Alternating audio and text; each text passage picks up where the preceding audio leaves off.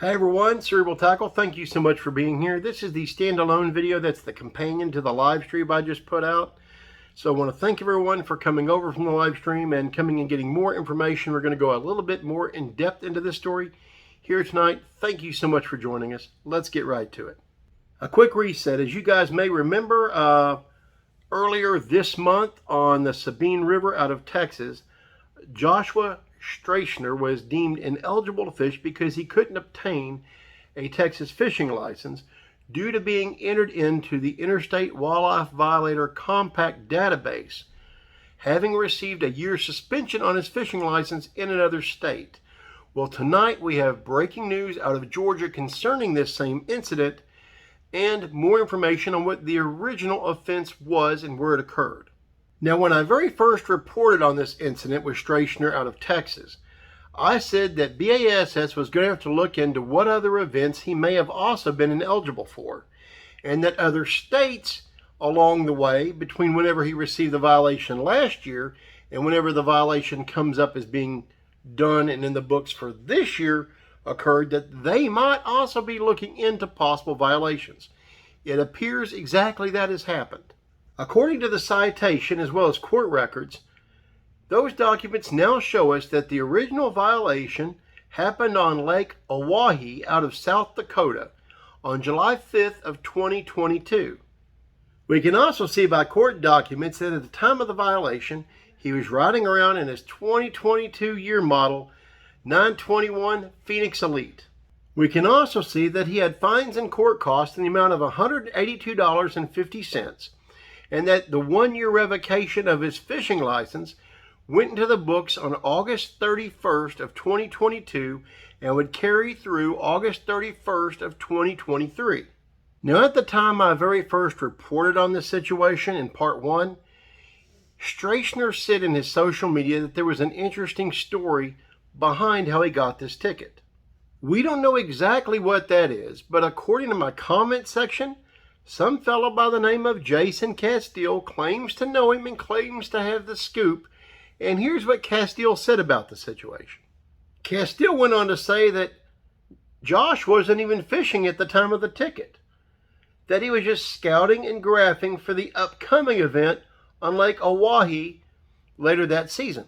Casteel also went on to say that the only reason he got the ticket was because wardens up there don't like bass anglers. What? I don't think I've ever heard that excuse before. All I do know is that if you're in your boat and you're in possession of your rods and your gear at that moment, you can be cited for fishing without a license if you don't have one. I mean, it's like walking out of the bank with a ski mask, you know what, in your hand, and a bag of money and dye all over your face and saying, "No, officer, I promise, I wasn't robbing the bank." Could theoretically he had just been scouting and graphing for the upcoming tournament? Absolutely. But if you're going to be on the water in possession of your gear, you're going to be deemed fishing by the game warden. He's not going to go hide behind the tree with a pair of binoculars and wait for you to make a cast. He's going to snatch you up. Why? You're in possession of what you need to be fishing. You're considered fishing. Them's the breaks in any state, folks. So Casteel says that South Dakota wardens don't like bass fishermen. Whatever. Then what's he got to say about Georgia? Because see, Georgia's about to weigh in on this, and there's the breaking news. Today I learned that just a couple of days ago, on the 12th, Georgia Department of Natural Resources issued Stracner a citation retroactively for not having a valid fishing license in the system during the BASS 2023 Elite Series stop on Lake Seminole this year. According to Georgia, he did not have a valid Georgia fishing license in the system at this time. Now, Georgia does carry a reciprocal agreement with the state of Florida for the lower portion, the extreme lower portion of Lake Seminole, not the northern part. Now, bear in mind, the host city for this Elite Series event was out of the northern part of Lake Seminole up in Georgia. What we don't know is why he didn't have the license. We don't know if he had tried to purchase one, had been denied, didn't bother getting one at all, or thought that his Florida license worked for the northern part of Lake Seminole up in Georgia as well. We just don't know. All we know is that Georgia deemed him as not having a valid license in their system at the time of that event and retroactively issued him a citation for no fishing license on the Lake Seminole event earlier this year back in February. So we have a couple of questions going forward. First of which, what will bass do when they discover this information? Will standings have to change? Will money have to change hands? What's going to occur going forward for bass? Because it's my impression that he won money on Lake Seminole.